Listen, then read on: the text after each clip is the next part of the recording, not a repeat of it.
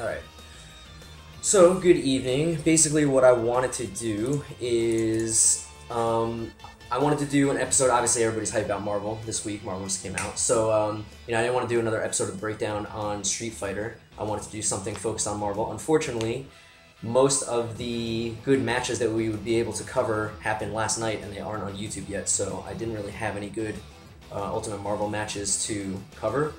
So instead, I came up with a topic that is actually suitable to cover in training mode. So what we're going to do is, the topic tonight is going to be Marvel specific, and it's going to be about understanding certain mix-ups and how to use push block to your advantage. And I know that probably sounds really simple, like, oh, I already push block, but I'm not talking about just push blocking to get people away from you. I'm talking about push blocking specific mix-ups at specific times to negate the entire mix-up, to just avoid the whole mix-up. And this will be a little more clear once you see the kind of things I'm talking about. So what I'm going to do is I'm going to full screen training mode again, and I have very carefully picked an enemy team that might look familiar. If you can't read it, it is Wesker, Wolverine, Akuma. So these are some pretty common mix-ups that we're already familiar with. Obviously, some of the new characters are going to have mix-ups that, are unknown at this point, that will develop over time. But these mix-ups I figured would be perfect because you guys have already seen them a bajillion times, and it'll be easy to explain, to demonstrate the topic. So what I'm going to do is, first of all, let's get Hawkeye. He's a little bit more normal sized. And what I'm going to do is I'm going to record the dummy doing a mix-up, and then I'm going to play it back against myself and show you how push blocking can negate the mix-up. So first of all, if you're unfamiliar with this technique, this is one of the most effective ways to use training mode. You go over to your controller settings, and you want to set one of your extra buttons to P2 recording and one of your extra buttons to playback. And doing that lets you start recording the dummy. Notice that I'm controlling the two-player side now. And you have 10 seconds to record, and then when you're done, you hit playback, and it does whatever it is that you recorded. So you can use this to record mix-ups and then play them back against yourself to practice defending against them. And that's exactly what we're going to do now. So, warning, I'm gonna give a little disclaimer here. I do not play these characters, so I practiced these mix-ups beforehand to learn the combos, but it might take me a couple times to get the recording right, so I apologize if this takes a few minutes. But so basically, the Wolverine one is very basic. We're just gonna do ABC, call, Akuma, and then cross up. So you guys have seen this a million times. And I don't think I did it right. Alright, let's see here. Okay, that should be it. Let's see. So now what I want to do also is I'm going to turn on input display so you guys can see there on the bottom right, you can see what I'm actually pressing to block this mix-up. So I'm going to hold down back and I'm going to play it back and we'll see if I get crossed up. I did. Pretty slow. Usually that mix-up is done a little bit faster, but this should still demonstrate my point pretty well here. So the concept will still apply. So basically, now I'm going to block it correctly, so I'm going to have to block the cross up here. Okay, so you can see in the bottom right there, I'm changing my block to down right. Okay, so let's get him out of the corner here.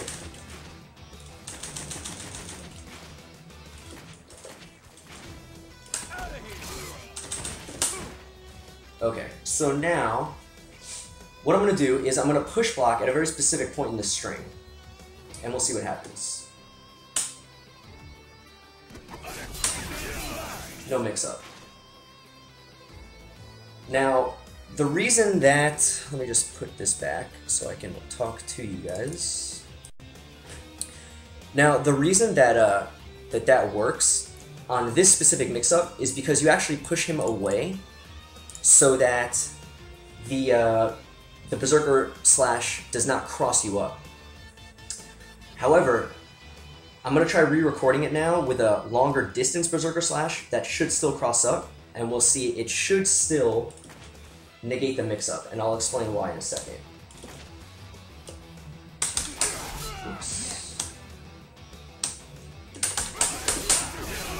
Okay, now that I think is gonna still... Okay, I still got crossed up. Now let me see if I push block.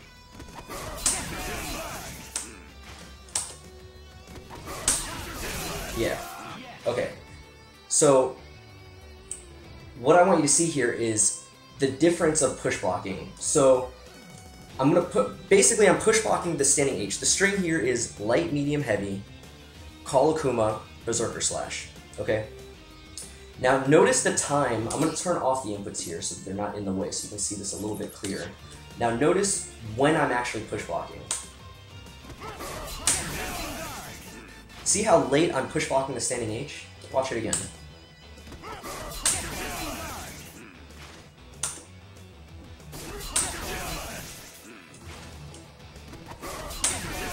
I'm actually push blocking it as late as possible before the block stun wears off, okay? I'm gonna push block a little bit sooner so you can see the difference here. This is a bad push block. See how quickly I'm push blocking? I'm push blocking as soon as the H hits me here. Still getting crossed up. Now why does this matter? What's the difference here? The reason that this works or doesn't work is because push blocking works in a very specific way. When you push block something, not only does it push your enemy away, but it adds a fixed amount of block stun from the time that you push block. Okay? It adds a fixed amount of block stun. So, let's say that Wolverine's standing H does, let's just throw out a number here, 20 frames of block stun, right? So this mix-up is designed so that you get crossed up after that block stun wears off. Okay? Now if I push block on the same frame that I block, like the very first frame, it negates the original block stun of 20 frames and starts a fixed period of block stun of 25 frames. Let's just say it's 25. I don't know what it actually is for the push block. Probably should have researched that, I apologize. But you can look that up. It's probably in the guide actually, which you should buy, but I haven't bought yet. But anyway, so if you push block on the first frame, you're only adding 5 frames of block stun, okay? But if you push block on the last frame, now instead of being in block stun for 20 frames, you're in block stun for 45 frames. So if he does his mix-up and you're still in block stun, it auto-guards for you. I'm sure you've noticed sometimes you'll get crossed up in the middle of the chaos, and you're blocking the wrong way, but you're still blocking. That's because if you're already in block stun and you get crossed up, it auto-blocks for you, it doesn't matter. So by purposely extending your block stun as long as possible, you can actually make it so that you cannot be mixed up. He will have to delay his mix-up even more, and then it becomes a guessing game of, is he going to push block or not? Because if he delays it too much and you don't push block, you can just jump away. So that's this mix-up. Now I want to show you the same concept on another mix-up with Wesker here. And I'll go ahead and full screen the game again. So let's see, I got to switch Wesker. Now this is probably going to take me a couple tries to record, because this is a little bit longer of a string, and it actually, the recording is not going to be correct until I actually play back with teching. So we'll see how this goes here. Let me just think for a second what I gotta do. Okay.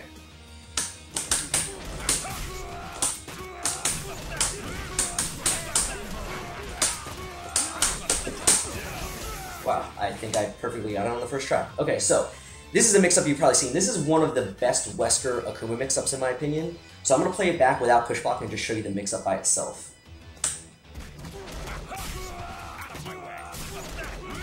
Actually, I'm a liar. Let me stop this for a second. I want to turn on input data so you can see which way I'm blocking here. So as soon as he starts to hit me, I'm going to block down bad.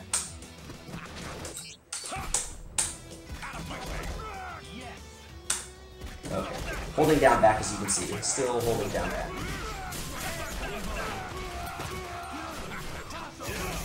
Okay, see, so you get crossed up by Akuma there. He waits till the last second, and it teleports right before Akuma hits you. And the reason that this mix-up is so potent is because it's a complete guess. You cannot react, because even if you know that it's coming and you react to the teleport, he can actually teleport straight down because he's still in the air, and then it's not a cross-up, it's a fake cross-up. So it's literally a 50-50, you have to guess. Okay? Now let me show you what push blocking does to this. Again, I'm holding down back, not letting go.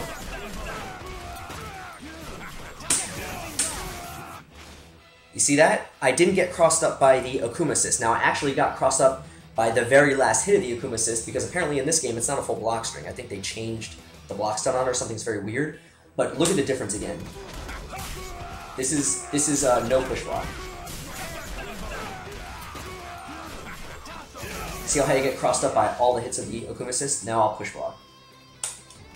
Oops.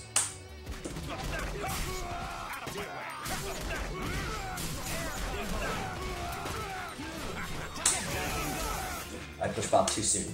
This one is a little bit harder. This one is much more strict. You really have to push block as late as possible because the Akuma assist hits you very late. I'm failing right now. I recorded it so good that I can't defend it. There we go. So again, you can see I'm getting hit by the very last hit of the Akuma assist because the Akuma assist is very weird in this game, but you can see I'm blocking the first half. I'm actually negating the cross-up. Obviously, because of that extra time of blocking the first hits, I can push block again to block the whole thing. I waited too long to push block. Or I can actually just use that extra time to see that I've been crossed up and adjust my guard. There we go. See, I push blocked the second time there to, again, get rid of that last hit of the Akuma assist. Let me get Wesker back against the corner here.